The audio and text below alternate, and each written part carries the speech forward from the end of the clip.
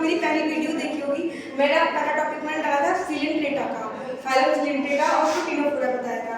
Then ये वाला जो वीडियोस में फाइलम कैटेगरीज मैंने आपको बताऊंगी, उसके जनरल कैरेक्टर्स और ये इसकी फिजियोलॉजी है, ठीक है, इसका एग्जाम्पल, ठीक है। पहले जो मेरी वीडियोस थी उसमें मैं आपको उससे पहले पॉलीफेरा बताया था और उसमें लेवल ऑफ ऑर्गेनाइजेशन, सिमेट्री और सेगमेंटेशन, सीलोम ये सब बताया था। सेकंड वाली वीडियो में ना सिलिंड्रेटा और टिनोफोरा बताया। देन अभी थर्ड वीडियो है एनिमल किंगडम की, उसमें फाइलम है प्लेटिहेल्मिंथेस। अब जो इसके जनरल कैरेक्टर है वो क्या है?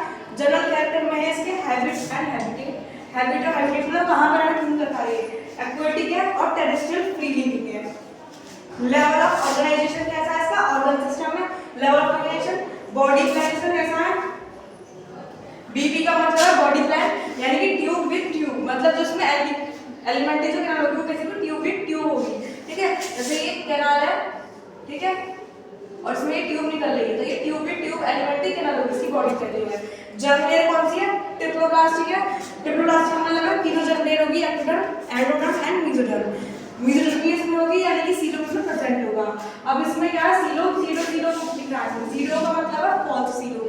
फॉल्स सीलोम वो होता है जिसमें मेसोडर्म होती है, लेकिन वो उसकी स्प्लिटिंग होती है और पाउच की फॉर्म में होती है, ठीक है, इसलिए हम उसको सीलोम कहते हैं।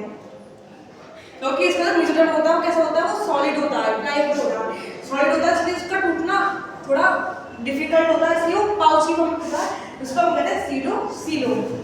सिमेट्री, इसमें बायलेटरल सिमेट्री होती है। बायलेटरल का मतलब अगर हम किसी भी चीज पार्ट को काटेंगे तो इक्वल पार्ट में वो डिवाइड हो जाएगी, कट जाएगी या टूट जाएगी।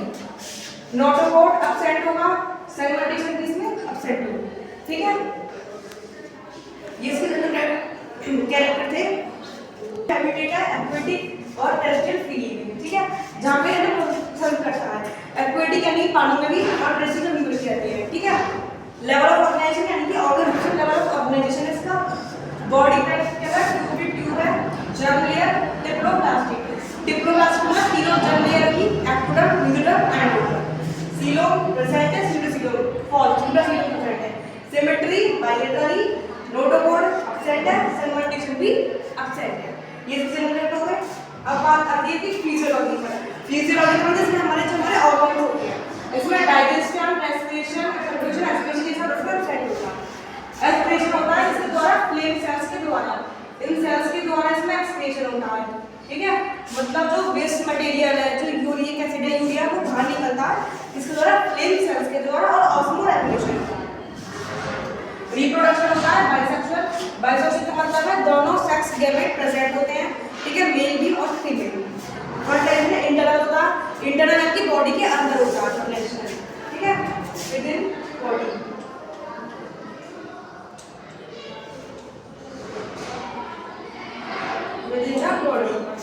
डेवलपमेंट इसका इनडायरेक्ट होता है, ठीक है, इनडायरेक्ट इसका डेवलपमेंट होता है। इसका एग्जांपल है प्लेनेरिया, टीनिया, टीनिया यानी कि टैपवॉर्म, और फैसियोला यानी कि लिवर ट्यूब। ये इसके एग्जांपल है, प्लेनेरिया, टीनिया, फैसियोला, लिवर ट्यूब, टैपवॉर्म यानी कि वो टीनिया यानी कि टैपवॉर्म, ठीक है। ये इसकी फिजियोलॉजी हो गई। डाइजेशन, रेस्पिरेशन, सर्कुलेशन, एस्पिरेशन इसमें एब्सेंट होता है। एस्पिरेशन होता है फ्लेम सेल्स के द्वारा, जिससे ये अपना वेस्ट मटेरियल जो बाहर निकालते हैं। एस्पिरेशन का मतलब होता है रिमूवल ऑफ मेटाबॉलिक वेस्ट, जो हमारी बॉडी में जो मेटाबॉलिक वेस्ट होता है जो बाहर निकलता है वो इसमें फ्लेम सेल्स के द्वारा निकलता है। और वो वेस्ट किस फॉर्म में होता है? यूरिया होता है या यूरिक एसिड कह दो या अमोनिया, इस फॉर्म में होता है जो वेस्ट मटेरियल होता है, ठीक है। तो वो फ्लेम सेल्स के थ्रू निकलता है और ऑस्मो रेगुलेशन में भी हेल्प करता है। रिप्रोडक्शन बाइसेक्सुअल हो गया, फर्टिलाइजेशन इंटरनल हो गया मतलब बॉडी के अंदर, डेवलपमेंट इसका इनडायरेक्ट हो गया। Example Planaria, taenia, Fasciola. अब जैसे आप देखते होंगे जैसे जैसे हम फाइलम में बढ़ते जा रहे हैं वैसे वैसे इसमें क्या है, इनके जो कैरेक्टर्स है वही बढ़ रहे हैं। जैसे हमने सबसे पहले पॉलीफेरा पढ़ा था, तो पॉलीफेरा का जो लेवल ऑफ ऑर्गेनाइजेशन होता है सेलुलर लेवल, सेल के बेस होता है। और जब फिर हमने सिलिंड्रेटा और टिनोफोरा पढ़ा तो उसमें टिश्यू लेवल ऑर्गेनाइजेशन हो गया, ठीक है। अब प्लेटिहेल्मिंथेस पढ़ते हैं तो उसमें ऑर्गन सिस्टम हो जाएगा। अब उसके बाद और जो और एडवांस आएंगे तो उसमें और हो जाएगा, उसमें ऑर्गन डेवलप आएंगे। जैसे इस प्लेटिहेल्मिंथेस के बाद आएगा हमारा एस्केहेल्मिंथेस। एस्केहेल्मिंथेस का मतलब है राउंड बॉर्म, ठीक है। राउंड बॉर्म में क्या होता है? उसमें फीमेल जो है बड़ी होती है मेल से, फीमेल हमारी बड़ी होगी, मेल हमारा छोटा होगा। उसमें सेगमेंट्स होंगे, जैसे हमारा जो अर्थ बॉर्म है, अर्थ